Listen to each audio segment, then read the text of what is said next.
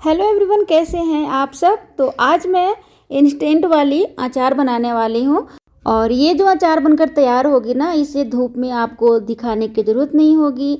घंटों की मेहनत नहीं है, खाने में बहुत ही चटाकेदार टेस्टी सा बनकर तैयार होता है और बिल्कुल ही मार्केट जैसा आपका अचार बनकर तैयार होगा। तो आज का जो हमारा अचार है ना, पचरंगा अचार है। इसे मैं 5 सब्जियों को मिलाकर बनाऊंगी। खाने में बहुत ज़्यादा टेस्टी होता है और इसे खाकर कोई भी बिल्कुल बता नहीं सकेगा कि ये मार्केट का नहीं है। बिल्कुल मार्केट जैसा आपका टेस्टी सा पचरंगा अचार बनकर तैयार होगा। और वो जो मार्केट में खाते हैं ना अचार, तो थोड़ा थोड़ा ना वो क्रंच जैसा होता है ना, सेम वैसा ही टेस्ट आने वाला है। क्रिस्पी एंड क्रंची और पका हुआ भी रहेगा। तो इसके लिए हम सबसे पहले क्या करेंगे ना कि सब्जियों को ले लेंगे।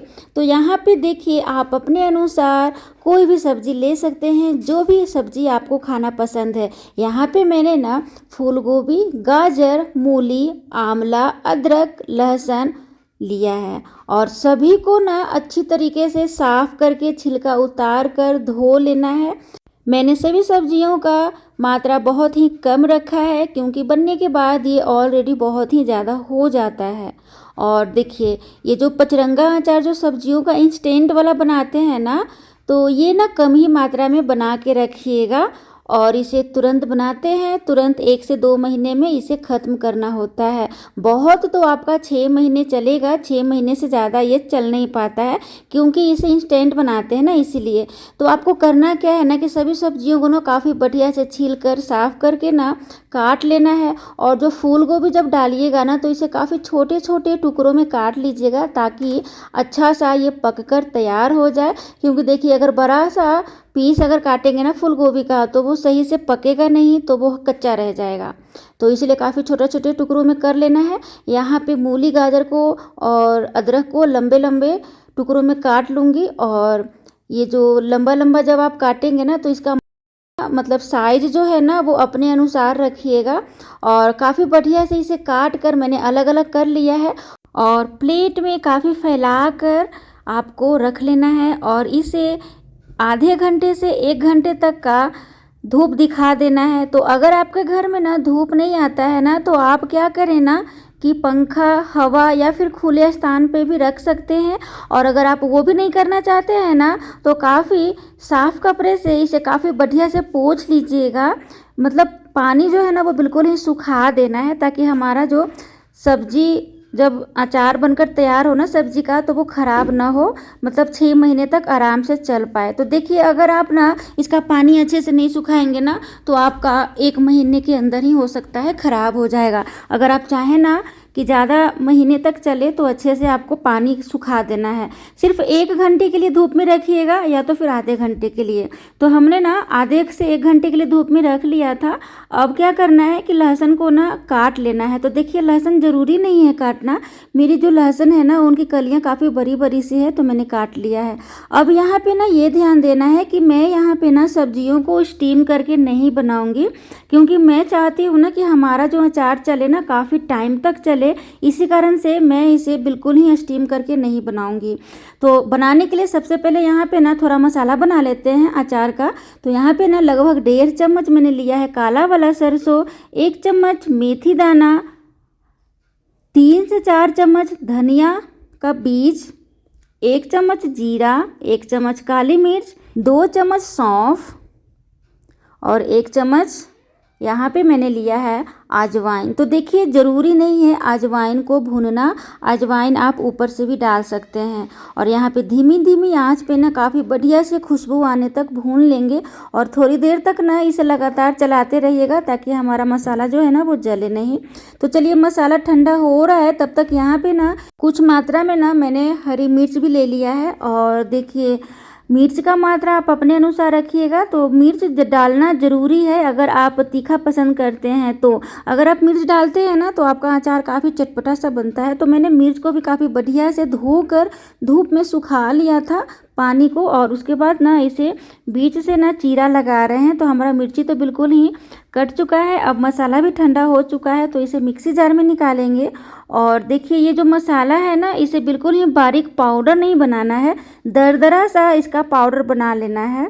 और बिना तेल और बिना पानी डाले हुए इसे दरदरा सा पाउडर बना लेंगे। देखिए इस तरह से बिल्कुल ही दरदरा रखिएगा, इससे काफ़ी बढ़िया सा टेस्ट आता है अचार में। अब थोड़ा ऊपर से मसाला मिला लेंगे। तो यहाँ पे मैंने लगभग आधा चम्मच हल्दी पाउडर और 2 चम्मच देगी मिर्च पाउडर कलर के लिए डाला है। थोड़ा सा ना मिर्च का पाउडर भी डाला है तीखा के लिए। और 1 चम्मच मैंने डाला है मंगरेला, जिसे कलौंजी भी कहते हैं। तो देखिए अगर आप चाहें ना तो इसी टाइम अजवाइन और मंगरेला को रख सकते हैं। अब अचार बनाने के लिए 1 कटोरी कच्चा सरसों तेल लेना है, उसे गर्म कर लेना है और इसे धुआं आने तक वेट करना है। इसे अधिक मात्रा में ना तेल का इस्तेमाल नहीं करते हैं, क्योंकि ये अधिक दिनों तक अचार चलता नहीं है। जब इस तरह से धुआं निकलने लग जाए ना तो आंच को धीमा कर देंगे। और देखिए जब इसमें धुआं निकलने लग जाए ना तेल में से, तभी आगे का प्रोसेस करेंगे। मैंने ना आंच को धीमा कर दिया है, क्योंकि अब धुआं जैसा निकलने लग चुका है। तो सबसे पहले यहाँ पे ना आंवला डालेंगे, क्योंकि आंवला जो है ना हल्का सा ना कड़वा टेस्ट होता है इसका, और वो हल्का टाइट होता है, तो उसे पकाना काफ़ी ज़रूरी है। क्योंकि इसे ना इंस्टेंट अचार जब हम बनाएंगे ना इसका, तो वो कच्चा रह जाएगा आंवला, तो खाने में थोड़ा सा कड़वापन आएगा। इसी कारण से ना सबसे पहले तेल में ना आंवला डालेंगे। और आंवला डालने के बाद ना हल्का सा इसे फ्राई कर लीजिएगा। बहुत ज़्यादा फ्राई करने की ज़रूरत नहीं है, क्योंकि ये काफ़ी जल्दी तेल में जाने के बाद ना पक सा जाता है। तो थोड़ी देर के लिए, मतलब 1 मिनट के लिए ना आंवला को फ्राई कर लीजिएगा। और उसके बाद ना यहाँ पे अदरक और लहसुन भी डाल देंगे। थोड़ा सा इसे चलाएंगे और चलाने के बाद यहाँ पे बनाया हुआ मसाला भी डाल देंगे। आँच को ना बिल्कुल धीमा ही रखना है और सारा प्रोसेस धीमे आंच में ही आपको करना है। अब मसाले डालने के बाद ना थोड़ा सा मसाले को मिक्स कर लेंगे और यहाँ पे अब फूल गोभी डालेंगे। तो देखिए अगर आप चाहते हैं ना कि अगर आपको लगे कि फूल गोभी पकेगा नहीं, तो आप आंवला के बाद ना फूल गोभी डाल सकते हैं और फूल गोभी के बाद मसाला डाल लीजिएगा। मतलब कि ना अगर आप चाहते हैं कि फूल गोभी को भी पका लें, तो आंवला और फूल गोभी को ना एक साथ आप तेल में डालकर पका लीजिएगा। तो देखिए यहाँ पे ना सभी को ना थोड़ा थोड़ा पकाना है, बहुत ज़्यादा नहीं पकाना है। फूल गोभी डालने के बाद भी ना थोड़ा सा इसे 5 से 10 मिनट तक ना चलाएंगे और धीमी धीमी आंच पर पकाएंगे। मैंने फूल गोभी लास्ट में डाला है ना, इसी कारण से मैंने 5 से 10 मिनट तक ना धीमी धीमी आंच पर काफ़ी बढ़िया से फूल गोभी को पका लिया है, ताकि फूल गोभी अच्छी तरह से पक जाए। और जब फूल गोभी अच्छी तरह से पक गया है, तो उसके बाद ना सबसे लास्ट में मूली, गाजर और हरी मिर्च डालेंगे और स्वाद अनुसार नमक डालेंगे। काफ़ी बढ़िया से 5 मिनट तक मिक्स करेंगे। और मिक्स करने के बाद ना हमारा बिल्कुल ही अचार बनकर तैयार है। गैस को ऑफ करेंगे, ठंडा कर लेंगे। यहाँ पे थोड़ा अचार ठंडा हो गया है ना, तो मैं इसमें ना 2 बड़े चम्मच से ना सिरका डाल रही हूँ। तो देखिए सिरका ना आप जिसे विनेगर भी कहते हैं, तो आप अपने खट्टे के अनुसार डालिएगा। ये क्या होगा करेगा ना कि हमारे अचार को ना काफ़ी समय तक बचा के रखेगा और इस अचार में ना खट्टापन लाएगा, बिल्कुल अचार जैसा। और अगर आप चाहते हैं ना सिरका न डालें, तो आप नींबू का रस भी डाल सकते हैं अधिक मात्रा में। तो देखिए हमारा बिल्कुल ही अचार बनकर तैयार है। अब इसे ना आप बिल्कुल ही रोटी के साथ, चपाती के साथ खाइए। बिल्कुल चटपटा सा स्वादिष्ट बनकर तैयार होता है। बिल्कुल ही नहीं लगता ना कि ये घर पर बनाया हुआ है। बिल्कुल ही आप हाइजेनिक तरीके से घर पर बना सकते हैं, बिल्कुल ही शुद्ध तरीके से। और इसे ना आप शीशे के जार में रख सकते हैं। तो देखिए शीशे के जार में रखते हैं ना, तो हमारा अचार का जो सेल्फ लाइफ है ना, वो काफ़ी समय तक चलता है।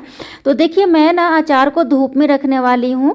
अगर आपके घर में धूप ना है ना, तो आप ऐसे भी किचन में रख सकते हैं या फिर फ्रिज में रख कर खा सकते हैं। ये ख़राब नहीं होगा, लेकिन धूप में रखने से क्या होगा ना कि और भी टेस्टी बनकर तैयार होगा, स्मोकी सा बनेगा। और इसमें से ना हल्का हल्का सा और भी ना मॉइस्चर आता है ना, तो काफ़ी जूसी सा बनकर तैयार हो जाता है। ये अचार ना काफ़ी सच में बहुत टेस्टी सा बनकर तैयार होता है।